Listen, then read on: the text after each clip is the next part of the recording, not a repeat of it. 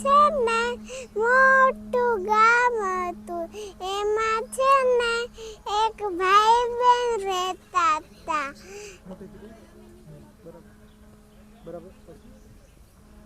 ભાઈ બહેન છે ને એ ગરીબ હતા. એક દિવસ છે ને બેનને કાંઈ ખાવાનું ના મળ્યું તો ભાઈ બારે ગયો ને એને એક ચોખાનો દાણો મળ્યો. એમાં તો કાંઈ રોટલી ના બને તો ભાઈએ એના ઘરની પાછળ એક ખાડો ખોદો અને એમાં ચોખાનો દાણો વાવી દીધો. પછી ઓલો ભાઈ ને ભાઈ બહેન સૂઈ ગયા. પછી રાત પડી ને તો પછી સવારમાં જોયું કે ઝાડવું તો મોટું આકાશ ચૂકથી મોટું થઈ ગયું છે. ચોખાના દાણાનું. તો પછી ઓલો ભાઈએ તો જોયું તો બેન સૂતી હતી ને ત્યારે એને ઝાડવા ઉપર ચડી અને પોચા વાદળામાં હાલતો ગયો. અને પછી ઓલો ભાઈ પોચા વાદળામાં હાલતો ગયો ને એક ડોશીમાનો મહેલ આવ્યો. એમાં છે ને એમાં ઓલો ભાઈ ગયો તો એની મીઠાઈ લઈ ગયો. એનું ટી શર્ટ ખોલી અને પછી પોચા વાદળામાં હાલીને પાછો ગયો ઘરે. ને પછી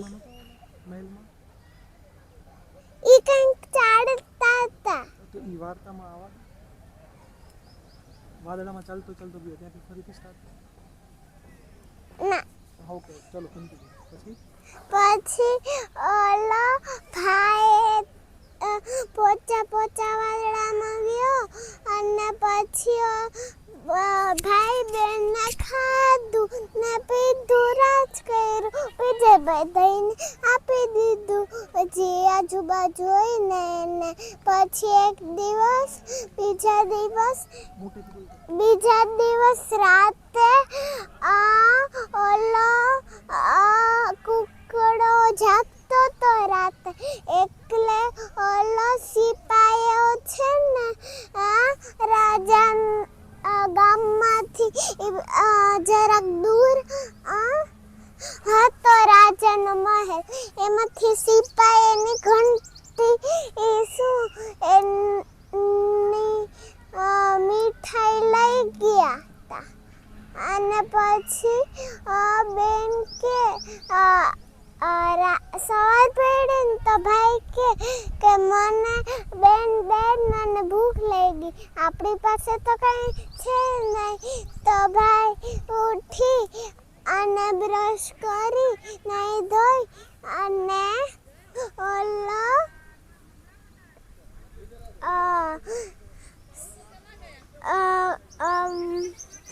ઘંટી લેવા ગયો તો ઓલી બેને કે મને આવું તાર ભેગો. તો ભાઈ કે કઈ અવાજ કરતી નહીં, છાનું માની ઊભી રહેજે વાદળામાં. તો હા નહીં બોલું. તો એવું કરી અને ભાઈ બેન તો પોચા વાદળામાં હાલતા ગયા અને પછી પહોંચી ગયા ને એમાં તો ઉતરા બીજા ઝાડે. પછી ઓલો ભાઈએ જેવી ઘંટી લેવા ગયો ને એ ડોશીમાને ખબર પડી ગઈ, બેને રાડ પડી ભૂલમાં જોરથી. એટલે છે ને ડોશીમાને ખબર પડી ગઈ કે ભાઈ ને બેન આવ્યા છે. એટલે બેન એને ભઠ્ઠીમાં નાખી દીધા. જેવો ઓલો ભાઈ ગયો ને ભઠ્ઠીમાં એને આમ પોળા હાથ કરી દીધા એટલે ભઠ્ઠીમાં તો ના જઈ શકે. એટલે ડોશીમાં ખબર ના પડે ને એટલે ખોટે ખોટે બોલ્યો કે મને ડોશીમાં મને શીખડાવો ને. અને અંદર જાતા તો ડોશીમાં આમ કરે ને તો ભાઈએ ધક્કો મારી દીધો. અને પછી ભાઈ બેન ઘંટી લઈને એ ઘરે ગયા. પછી એક દિવસ રાતે એની ઘંટી લઈ ગયા. ભાઈ બેન તો ખાઈ પીને સુઈ ગયા તા રાતે. એટલે રાજાના મહેલમાં તો કોઈ નતું આવતું જમવા. એટલે ઓલો ભાઈ બેનના ઘરે કેટલા બધા જમવા આવતા. એટલે સિપાહીઓની ઘંટી લેવા લઈ ગયા. એટલે કાલે કુકડો સવારમાં છે ને ઘંટી લેવા ગયો. એટલે ઓલો ભાઈ તો બેન ઘરે હતા. એટલે ઓલો કુકડો ગયો ને ઘંટી લેવા ત્યારે એને રીંછ ને દરિયો અને સિંહ બધું મળ્યું. તો એક પાંખ ઊંચી કરી એમાં સિંહ બેસી ગયો અને બીજી પાંખ ઊંચી કરી એમાં રીંછ બેસી ગયો અને આગળ હાલ્યા. એટલે પછી દરિયો મળ્યો તો કુકડાએ કર્યું તો દરિયો તો બેસી ગયો મોઢામાં. એટલે આગળ ગયા ને ગયા પહોંચી ગયા તો કુકડે કોક કર્યું. તો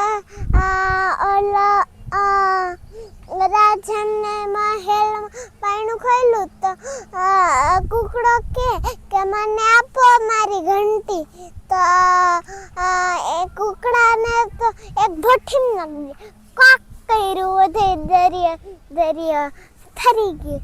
તો પછી એને બકરાના તબેલામાં નાખ્યું. તો એક પગ મારે એકલે મરી જાય. એટલે એક પંખ ઊંચી કે એમાંથી સિંહ નીકળ્યો. એટલે બધાને ખાઈ ગયું. અને રીંછ ને ઘોડો બહુ ભાવ એટલે ઘોડાને તબેલામાં નાખ્યું. તો ઘોડાને તબેલામાં નાખ્યું તો એક પંખ ઊંચી કે એમાં શિયાળ નીકળ્યું. તો શિયાળ નીકળ્યું બધા એ ઘોડા મારી નાખ્યું. ભટુડિયા નીચે પડી ગયા હતા. ને પછી રાજા કે આપણે નથી જોતી ઘંટી કુકડાને આપી દો. એટલે કુકડો હાલતો